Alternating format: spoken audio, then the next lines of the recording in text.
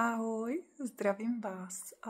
Před chvilkou mi přišla zpráva, že mám vytáhnout kartu pro kolektiv, a to z karet karty světla. Tady. A vypadla mi hned jedna karta, a to je tady tato. A tanči s životem. Udělej něco, aby se změnila svoji energii.